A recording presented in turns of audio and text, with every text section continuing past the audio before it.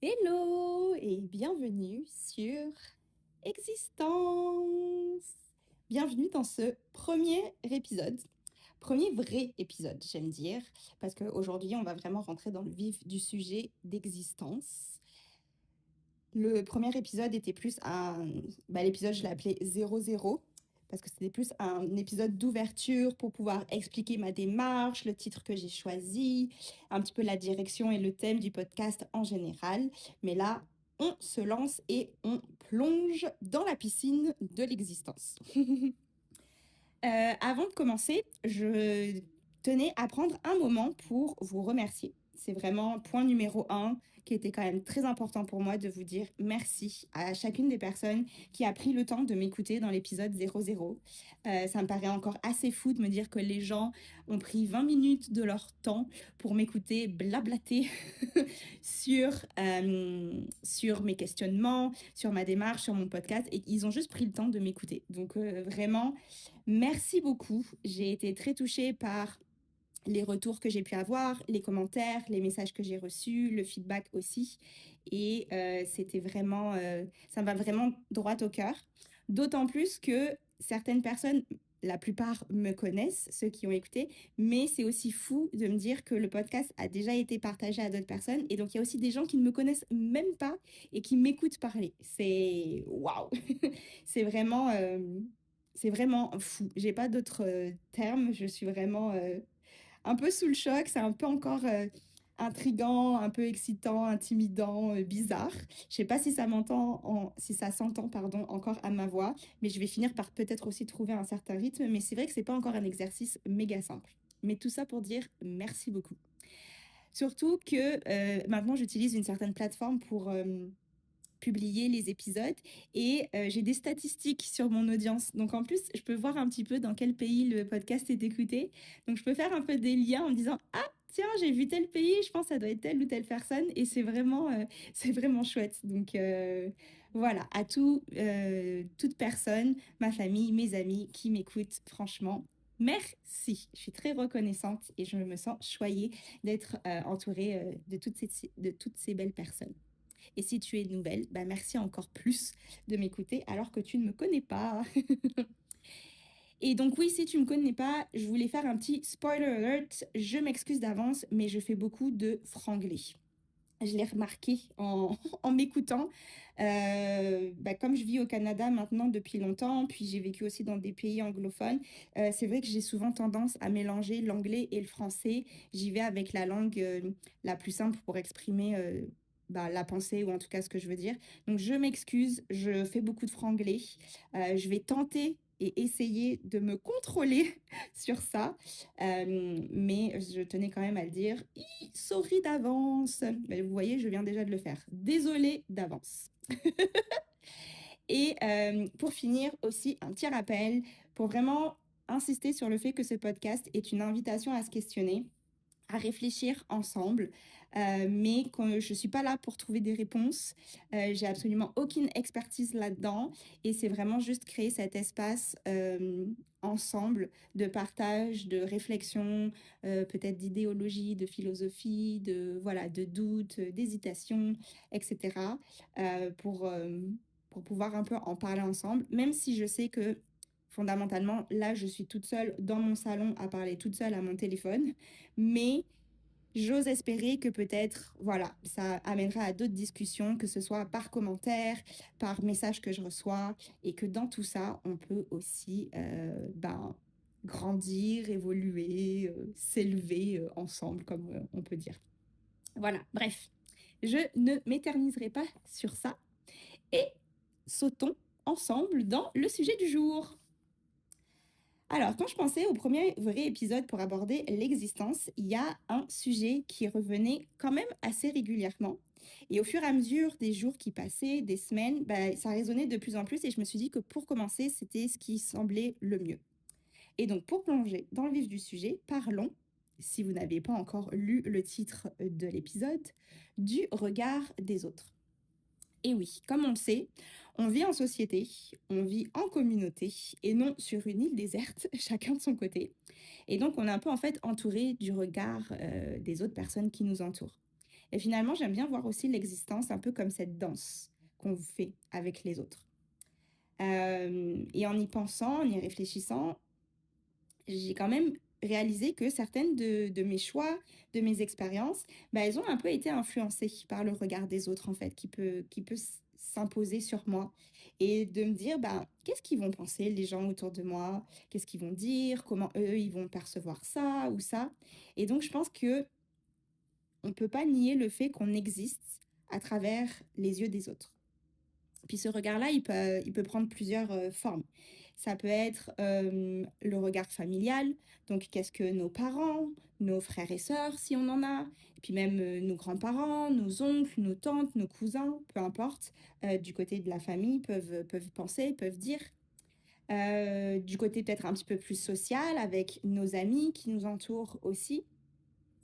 Si jamais on est en relation, on est en couple, ben, le regard de notre partenaire, oui, de notre partenaire, pardon, et le regard professionnel aussi, parce que bon, on est quand même, on passe beaucoup de temps au travail, donc avec nos collègues, euh, nos responsables, nos boss, et parfois même le regard des inconnus en fait dans la rue.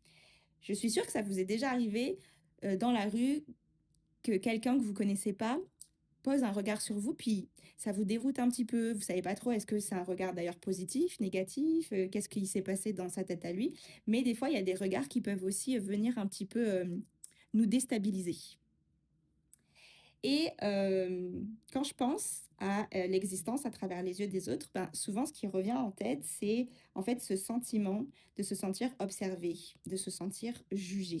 Je pense que le mot juger résonne beaucoup. Et en fait, à travers ça, je trouve que on peut très vite ou très facilement hésiter face à un choix ou à une situation qui, que l'on peut vivre. Et ça nous rend très vulnérables. On se met un petit peu à nu. Puis là, on regarde le regard. Bah, on regarde le regard, ça ne veut pas très bon, mais on voit le regard des autres et on a peur en fait un peu de ce qu'ils vont dire. Puis là, ding, ding, ding, il y a les doutes qui apparaissent et on ne sait plus trop, bah, est-ce que je devrais prendre telle décision euh, face à une situation. Et la résistance, elle aussi, du coup, apparaît. Et on peut être parfois dans un élan de vouloir faire quelque chose, accomplir quelque chose, puis là, oh, on s'arrête, on est un peu coupé net, on sent peut-être plein de regards sur nous, puis en fait, ça nous empêche un petit peu d'agir. Il y a un peu cette paralysie qui nous submerge, et ce regard, en fait, crée une barrière entre notre élan et l'action qu'on tentait de prendre. Et du coup, je me demande, est-ce que je donne une importance et donc en fait une existence au regard des autres? Et je sais que personnellement, la réponse pour moi, c'est oui. Pour vous l'expliquer, je vais vous donner un peu des exemples, parce que je pense que des fois les exemples parlent beaucoup. Pour ceux qui ne le savent pas, je suis partie vivre en Nouvelle-Zélande en 2020. Et donc j'ai pris ma décision en 2019 de partir, et le temps de mettre les choses en place, je suis partie en 2020. Déjà, on arrive à l'étape de prendre une décision. Donc là, j'avais fait mon choix. Je voulais partir du Canada pour aller vivre dans un nouveau pays et j'ai choisi la Nouvelle-Zélande. Et je savais qu'autour de moi, il y avait certaines personnes avec qui j'avais pas nécessairement de la facilité à l'annoncer et à vouloir le dire. Mon papa est par exemple une de ces personnes. Et je sais que le regard qu'il aurait pu porter à mon choix, j'avais pas très envie de l'avoir. Je sentais que je pouvais avoir plein de questions. Pourquoi est-ce que je partais? Ça servait à quoi? Qu'est-ce que j'allais faire là-bas? Blablabla, blablabla. Et c'est vraiment quelque chose auquel j'ai tourné un peu le visage et je me suis dit, ah non, j'ai vraiment pas envie de dealer avec tout ça. Et au final, ben, j'ai jamais annoncé à mon père que j'avais fait le choix de partir en Nouvelle-Zélande et c'est ma petite sœur qui lui a dit. Donc déjà, je remercie ma petite sœur de l'avoir fait, mais c'était pas vraiment à elle de le faire. Mais voilà, ça vous donne un peu un exemple. Un autre qui est que je me suis dit était un bon exemple à expliquer dans le podcast, c'est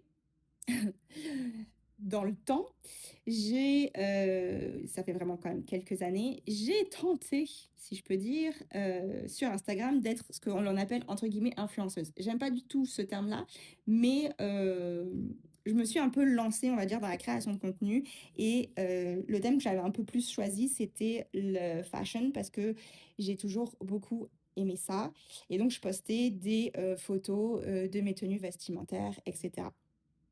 Quand j'ai fait ça il y a quelques années, je partageais ma vie avec quelqu'un et cette personne-là, par exemple, ne comprenait pas nécessairement pourquoi je me lançais là-dedans. Et donc, j'étais souvent bah, un peu questionnée et bah, dans mon lancement, je me suis un peu vite arrêtée parce que je pense que de un, j'assumais pas beaucoup mon choix et surtout, je l'expliquais pas. Je savais pas très bien, mais j'étais comme, ah, bah, j'ai juste envie d'essayer quelque chose, de me lancer, on verra bien qu'est-ce que ça donne, etc. Mais encore une fois, le regard de cette personne-là sur mon projet me déstabilisait un petit peu et je me sentais, bah voilà, observée, jugée, pas très comprise. Et je dirais pas qu'il y a une paralysie qui s'est imposée, mais en tout cas, mon élan n'a pas duré très longtemps.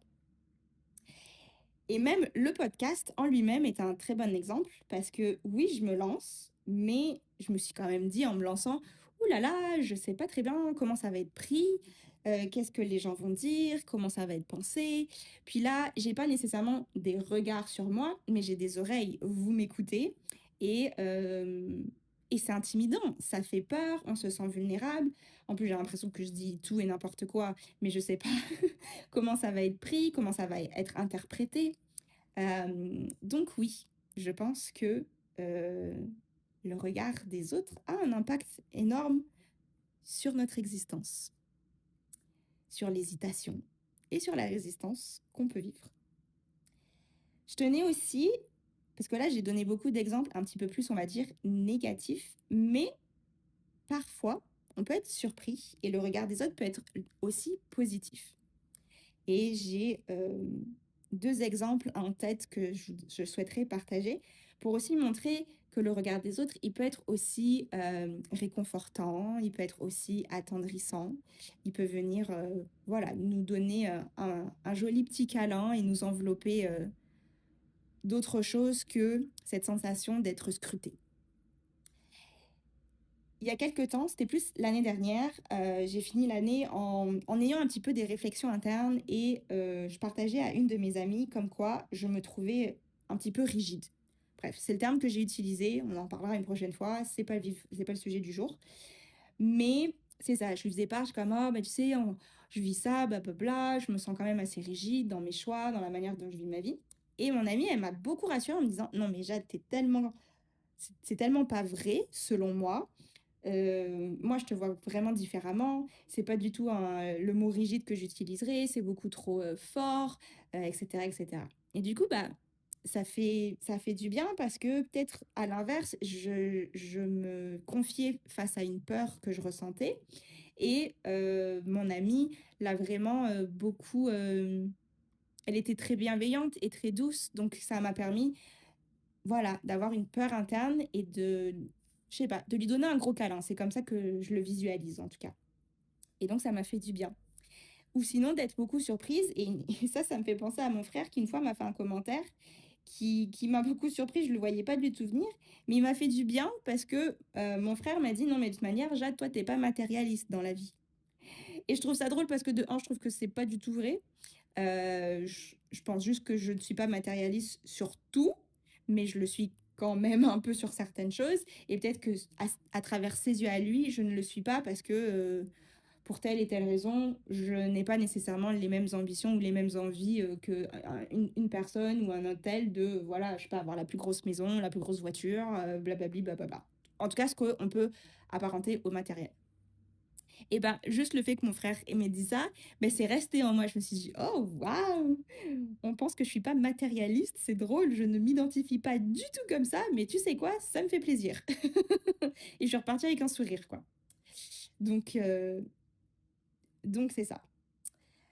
Et en fait, quand je pense au regard des autres, quand je me demande et que je m'auto-observe, parce que des fois, on arrive à le faire consciemment, de s'observer à travers tout ce qu'on peut vivre et tout ce qu'on peut ressentir. Des fois, c'est un peu plus difficile. On n'a pas nécessairement euh, ce pas de recul, de s'observer avant tout.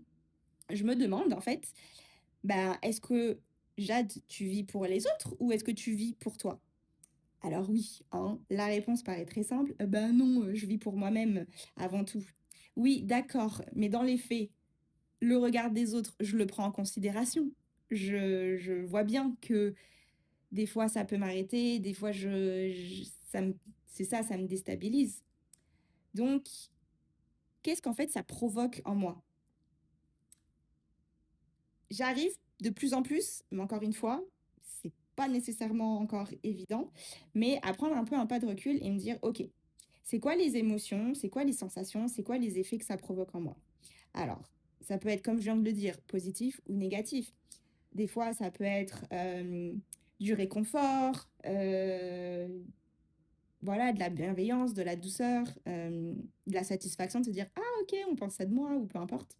Mais des fois, bah, c'est de l'autocensure, comme je l'ai fait avec mon père pour mon projet de Nouvelle-Zélande.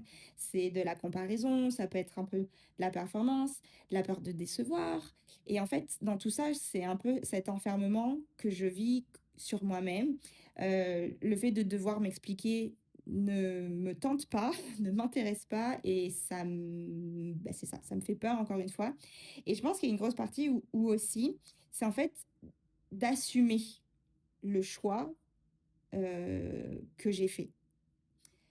Parce que parfois, c'est quand même plus simple que d'autres, quand on est sûr ou pas sûr, d'assumer pourquoi on a pris telle décision, pourquoi on a pris tel choix, etc.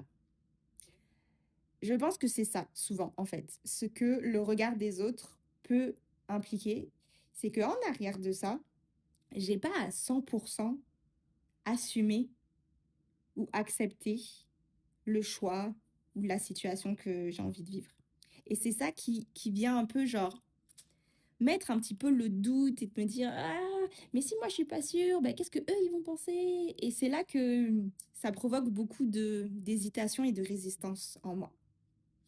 Aujourd'hui, ce que j'observe, c'est que, bah, comme vous pouvez m'entendre dire, ça, je me questionne encore beaucoup sur le regard des autres. J'essaye de faire ou de voir les choses différemment. Ça reste encore flou parce que c'est pas encore un exercice facile. Mais à la fin, de plus en plus, ce que j'arrive à faire, c'est à essayer d'analyser pourquoi. Pourquoi est-ce que je donne autant de poids aux autres? Parce que finalement, c'est pas eux qui vont décider. C'est pas eux qui vivent ma vie.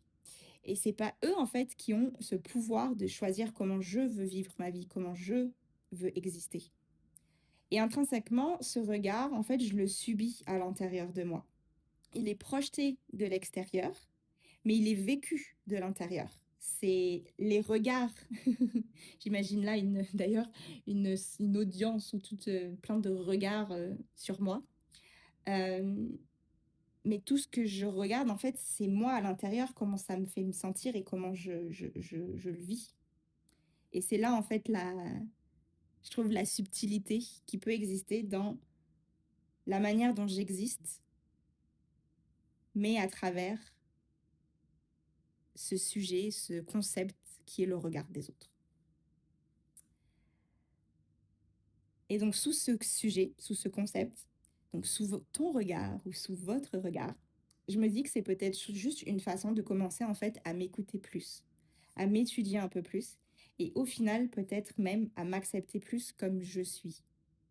Parce que les gens vont me regarder, peut-être oui avoir des questions, des fois même pas, mais grâce à leur regard, j'ai envie au contraire d'avoir les deux pieds vraiment ancrés, enracinants et de dire non, je m'accepte comme je suis et moi, c'est ce choix-là que j'ai fait, c'est cette décision que j'ai prise, c'est comme ça que j'ai envie d'exister, de vivre et d'être. Donc voilà, vous me direz si c'est clair. C'est clair dans ma tête, peut-être un peu moins quand je le dis. Mais je finirai juste, en fait, par te demander, par vous demander, toi, vous, quelle est la dernière chose que t'as pas faite par peur du regard des autres, par peur qu'on te voit essayer quelque chose de différent ou de nouveau? Et qu'est-ce qui t'a arrêté? Là, c'est la partie un petit peu bizarre où, ben, je vous demande si ça vous intéresse, bien sûr, bah, de participer en fait à la conversation. Ce podcast, c'est un espace vivant, c'est un espace collaboratif, ensemble. Et donc, si jamais, si ça vous intéresse, de laisser un petit commentaire pour qu'on puisse, voilà, continuer cette discussion ensemble, n'hésitez pas.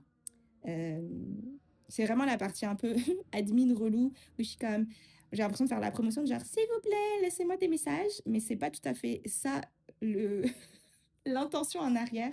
C'est juste de savoir, après tout ce que je viens de vous dire, est-ce que ça résonne en vous ou au contraire, est-ce que ça résonne pas du tout, puis vous, le regard des autres, c'est pas du tout important, vous arrivez complètement à vous détacher ou au contraire, bah, ce que je viens de dire, ça s'applique à tel ou tel aspect de votre vie. Donc bref, je suis juste très curieuse. J'ai toujours eu une curiosité à savoir comment les gens vivent leurs choses de leur côté. Et donc là, à travers le regard des autres, qu'est-ce que vous en pensez?